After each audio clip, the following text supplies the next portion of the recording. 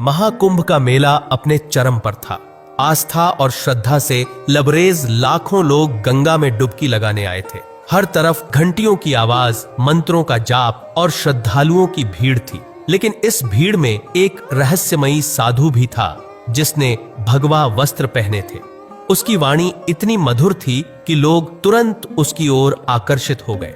साधु ने अपनी जगह नदी किनारे बनाई और वहां प्रवचन शुरू कर दिया। लेकिन इस साधु की आंखों में गंगा की शुद्धता नहीं बल्कि एक खतरनाक योजना थी। यह साधु लोगों के बच्चों को ध्यान से देख रहा था। साधु की बातों से लोग प्रभावित थे, लेकिन वह अक्सर बच्चों से ज्यादा बात करता। उसके पास खिलौने और मिठाइयां थीं जिनसे वह बच्चों को अपने पास बुलाता। महाकुंभ में आए लोग साधु को एक तपस्वी मानने लगे, लेकिन उसकी हरकतें किसी को समझ नहीं आ रही थीं।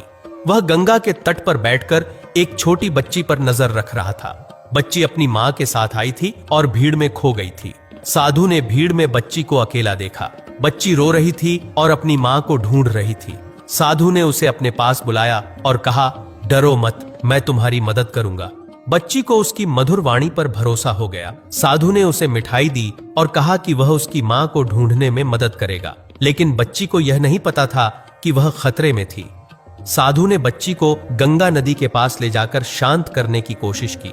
उसने बच्ची को बताया कि उसकी मां गंगा के दूसरे किनारे पर हो सकती है। बच्ची उसकी बातों में आ गई। साधु ने कहा कि वह नाव का इंतजाम करेगा। बच्ची को उसकी बात पर भरोसा हो गया।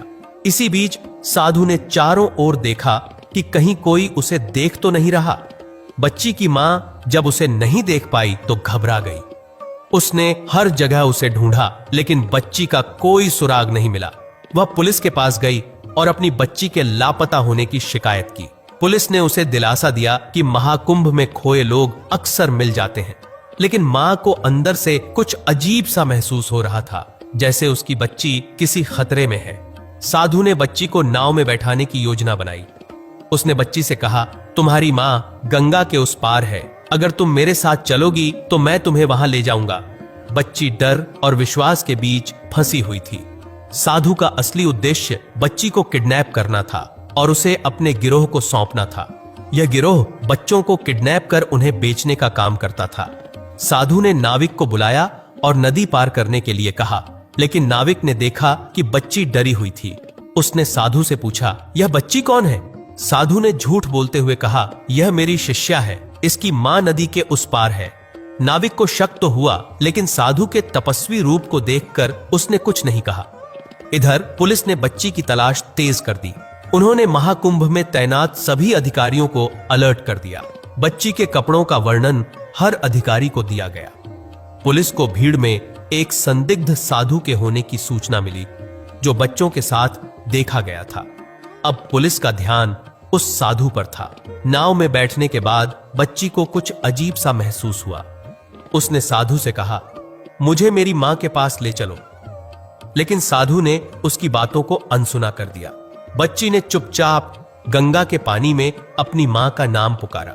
नाविक ने यह सुना और उसका शक और गहरा हो गया। जैसे ही नाव गंगा के बीच पहुंची, पुलिस ने किनारे से साधु को पहचान लिया। उन्होंने नाविक को रुकने का इशारा किया। साधु ने पुलिस को देखते ही घबराहट में बच्ची को पकड़ लिया। उसने नाविक से कहा, नाव तेजी से चलाओ। लेकिन नाविक अब समझ चुका था कि साधु साधारण व्यक्ति नहीं था। उसने नाव रोक दी और पुलिस ने साधु को गिरफ्तार कर लिया। लेकिन वह खुद को निर्दोष बताने लगा।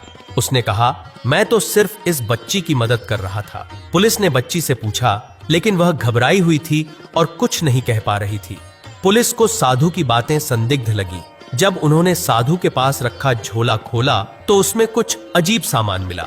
नकली पहचान पत्र, रस्सी और बच्चों को लुभाने वाले खिलौने। पुलिस ने साधु की पहचान की जांच की और पाया कि वह असल में एक पेशेवर अपराधी था। उसका असली नाम मोहन था और वह बच्चों को किडनैप कर उन्हें तस्करों को बेचता था। पुलिस ने पता लगाया कि वह महाकुंभ में साधु का भेष बनाकर भीड़ का फायदा उठाने आया था। बच्ची के माता पिता ने जब यह सुना तो उनका खून खौल उठा। साधु उर्फ मोहन से सख्ती से पूछताछ की गई। उसने बताया कि वह अकेला नहीं था, बल्कि एक बड़े गिरोह का हिस्सा था। यह गिरोह धार्मिक मेलों और त्योहारों का फायदा उठाकर बच्चों को अगवा करता था। मोहन ने पुलिस को गिरोह के मुख्य सरगना का नाम बताया, रघु। बच्ची ने धीरे धीरे अपने डर को काबू किया और पुलिस को बताया कि साधु ने उसे उसकी मां से मिलाने का झांसा दिया था। उसने यह भी बताया कि साधु उसे गंगा पार लेकर जा रहा था। यह सुनकर पुलिस को यकीन हो गया कि मोहन ने बच्ची को किडनैप करने की पूरी योजना बनाई थी। पुलिस ने मोहन से मिले सुराग से गंगा किनारे छानबीन शुरू की। उन्होंने देखा कि मेले के पास एक छोटा सा तंबू था जिसमें और भी बच्चों को बंद करके रखा गया था। बच्चों को वहां से रेस्क्यू किया गया। यह तंबू उस गिरोह के ठिकानों में से एक था। मोहन ने पुलिस को गिरोह के मुख्य सरगना का नाम बताया, रघु। रघु पूरे देश में किडनैपिंग नेटवर्क चलाता था। पुलिस ने उसे पकड़ने के लिए जाल बिछाया। मोहन को गुप्त रूप से रघु के पास भेजा गया ताकि वह उसे विश्वास में लेकर बाहर ला सके। रघु ने मोहन पर भरोसा किया और अपने अड्डे का पता दिया। पुलिस ने तुरंत उस जगह पर छापा मारा। वहां उन्हें और भी कई बच्चों को बंद पाया गया। रघु ने भागने की कोशिश की, लेकिन पुलिस ने उसे धर दबोचा। यह ऑपरेशन बहुत जोखिम भरा था, लेकिन पुलिस ने इसे सफलतापूर्वक अंजाम दिया। पुलिस ने सभी बच्चों को उनके परिवारों से मिलाया। बच्ची की मां अपनी बेटी को देखकर फूट फूट कर रोने लगी। बच्ची ने अपनी मां को गले लगाते हुए कहा, मुझे माफ कर दो मां। यह दृश्य इतना भावुक था कि वहां मौजूद हर व्यक्ति की आंखों में आंसू आ गए। मोहन को उसके अपराधों की सजा मिली। अदालत ने उसे और उसके गिरोह को कठोर दंड सुनाया। महाकुंभ में लोगों ने यह देखा कि धार्मिकता का गलत फायदा उठाने वालों का अंत बुरा होता है। गंगा के तट पर एक बार फिर शांति लौट आई। यह घटना एक सीख बन गई कि हमें किसी पर आंख बंद करके भरोसा नहीं करना चाहिए। मां गंगा ने इस बार एक अपराधी को बेनकाब करने में मदद की। तो मित्रों, एक बार सच्चे मन से बोले, हर हर गंगे, गंगा माई की जय, और चैनल को सब्सक्राइब करके जाए। सालों से प्रतीक्षा कर रही थी नीलिमा कुंभ मेले में जाने की। यह अवसर किसी त्योहार से कम नहीं था। पति राघव, सास, ससुर और उनकी 3 साल की प्यारी बेटी परी के साथ इस बार उन्होंने कुंभ मेला घूमने का निर्णय लिया।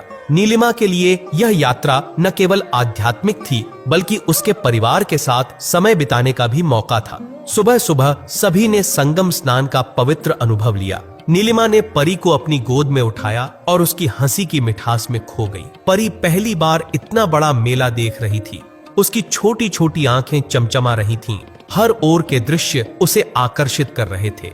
नीलिमा ने ध्यान दिया कि मेले में साधु संतों के तंबू और भव्य झांकियां जगह जगह सजी थीं।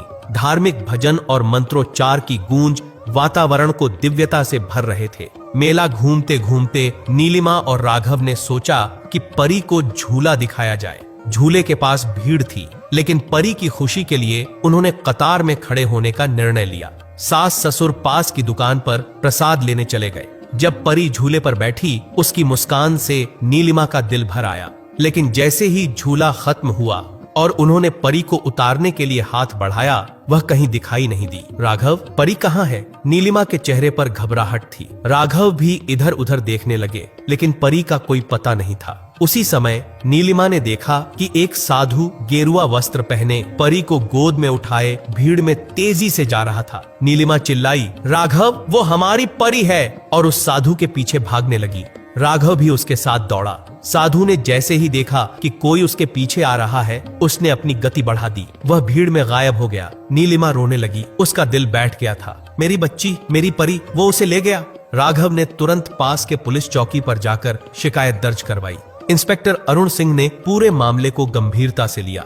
उन्होंने तुरंत मेले में लगे सीसीटीवी कैमरों की जांच शुरू करवाई। इंस्पेक्टर ने नीलिमा को आश्वस्त किया, मैडम, आप घबराएं नहीं, हम आपकी बच्ची को ढूंढ निकालेंगे। मेले की सुरक्षा टीम को अलर्ट कर दिया गया। नीलिमा की आंखों से आंसू रुकने का नाम नहीं ले रहे थे। वह हर साधु को देखकर चिल्लाती, यह वही है, नहीं, यह नहीं। पुलिस की टीम ने कैमरों में देखा कि साधु एक गली की ओर भागा था। उस क्षेत्र को खंगालने के लिए टीम को भेजा गया, लेकिन वहां कोई नहीं मिला। नीलिमा और राघव पूरी रात जागते रहे। नीलिमा की आंखें लाल हो चुकी थीं। उसकी मां होने की भावना उसे शांत नहीं होने दे रही थी। सुबह होते ही पुलिस ने फिर से जांच शुरू की। एक सब्जी बेचने वाली महिला ने पुलिस को बताया कि उसने एक साधु को बच्ची के साथ नदी की ओर जाते हुए देखा था।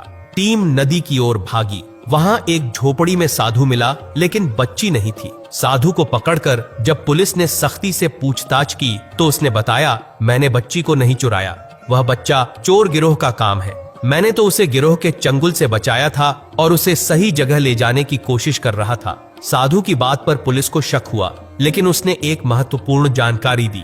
उसने बताया कि पास के जंगल में एक समूह है जो छोटे बच्चों को चुराकर उन्हें बेचता है। इंस्पेक्टर अरुण ने तुरंत टीम बनाई और जंगल में छापा मारा। वहां एक सुनसान जगह पर एक बड़ा तंबू मिला। तंबू के अंदर कई बच्चे थे और उनमें परी भी थी। नीलिमा ने जैसे ही अपनी परी को देखा, वह दौड़कर उसे गले से लगा लिया। उसकी आंखों से आंसुओं की धार बह रही थी। गिरोह के सरगना और उसके साथियों को गिरफ्तार कर लिया गया।